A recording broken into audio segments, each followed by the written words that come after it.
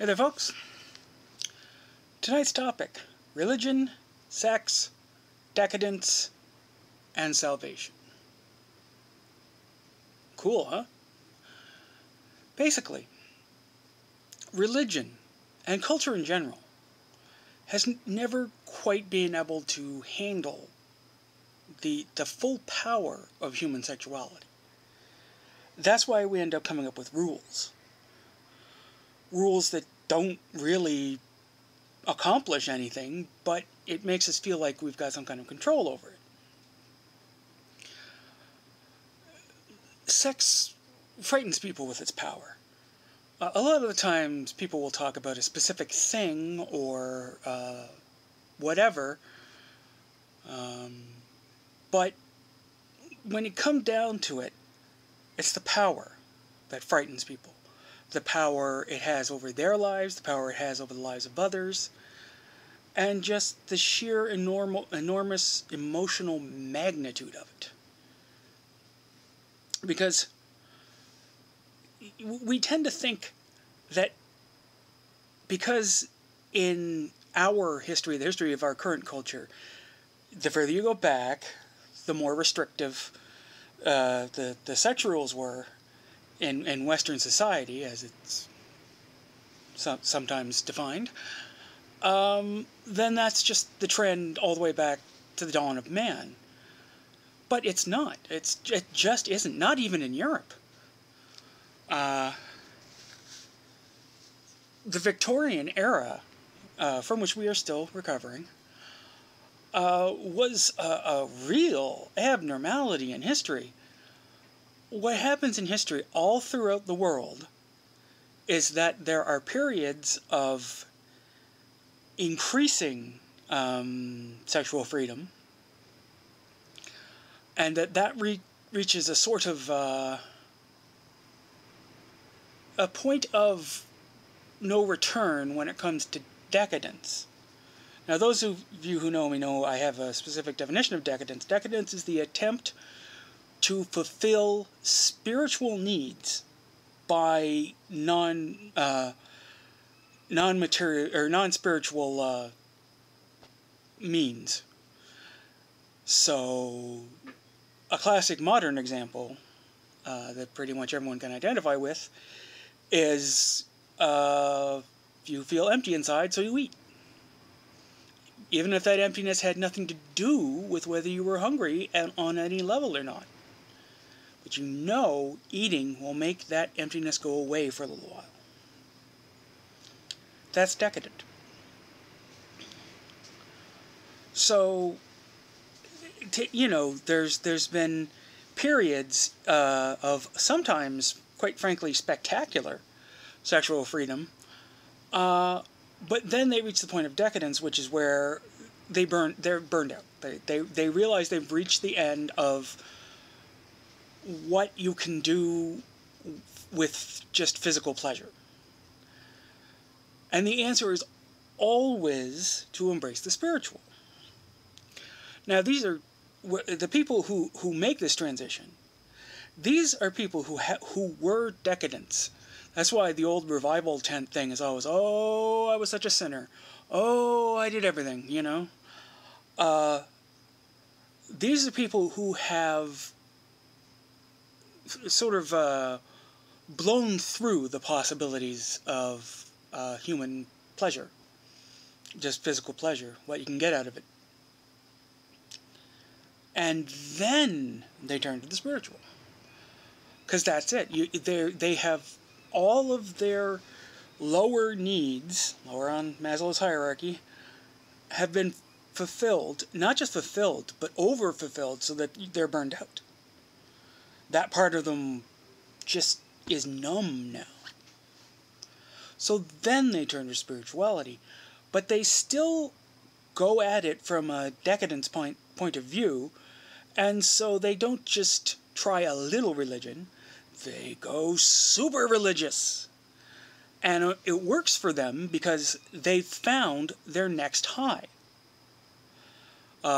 Because they've led such a dissolute life,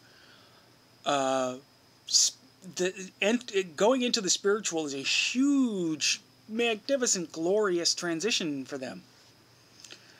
And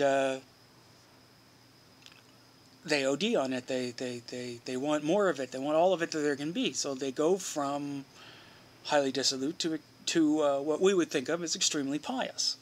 And this happens with societies too. I mean, what we think of as the Victorian era, and we're talking about the government. We're talking about them, covering up the legs of pianos because they look too much like a woman's shapely legs. That was in reaction to a period of decadence. Of course, this swing into the religious, no one tells the next generation that comes along, oh, this was just so we could get over decadence. Because, of course, the participants don't know this. And so they get the restrictive religion without having blown through pleasure. And so now you have people who have an overabundance of a cure for a disease they never had. And the cycle begins anew. The more restrictive the society, the more it ends up creating a subculture where anything goes. Just wildness.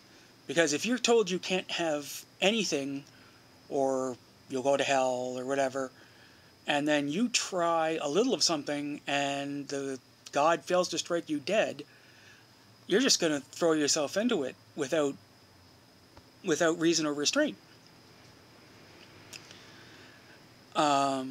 And then, as the pressure is lowered by decreasing sexual freedom, the subculture becomes a less overheated and crazy place. It becomes less disod and more anaisnin. Look it up. ANAISNIN.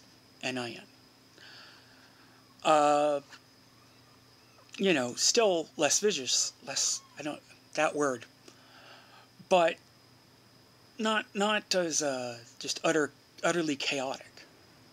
And as a result, it becomes less evil. People are getting more pleasure in their actual lives, and so there isn't this enormous pressure built up of self-denial for a more anarchic kind of sexual expression to take over. And so it's been in Western culture from the Victorian era onward. Every generation, we get over another layer of sexual repression, and we slowly sort out what is important from what isn't. And, of course, the people who take it from level 3 to level 4 are the same people who will be taking it to level 5 later on. This is inevitable, but luckily, the conservatives never win. People forget that, but they never actually win. They never ever actually stop anything. But I digress. So, the cycle of history then is sexual repression, slowly easing off generation after generation. Then at some point, it will hit a breaking point, and then things will retreat. The most recent time this happened was the 1970s, at least here in North America. The underground culture got so strong, and things like pornography and sexual liberation philosophies, as embodied in books like The Joy of Sex, had a great deal of success. But then it hit a wall. That wall being child pornography. And as soon as the forces of repression had that as a weapon to use to say this, stick a sock in it, then it had to retreat for a while, and you had the Reagan years. Morning in America, let's feel good about ourselves for a change, etc. But, that was a small pause. Now, with the internet, we are getting to heights of acceptance of alternate sexualities that were undreamt of in the past. Because a whole lot of people are finding out that, given the opportunity, they're a lot more perverted than they thought they were. And so, I see this as a great era. I mean, gay marriage is just a sign, but it's a great sign of sexual freedom. And to my mind, there's only one sexual rule. Consent. That's it, folks. That's all that matters. Everything else, have at it. As long as everyone's have fun, it's fine by me. That's it for tonight. That's it for tonight, folks. I will talk to you people again tomorrow. Bye-bye.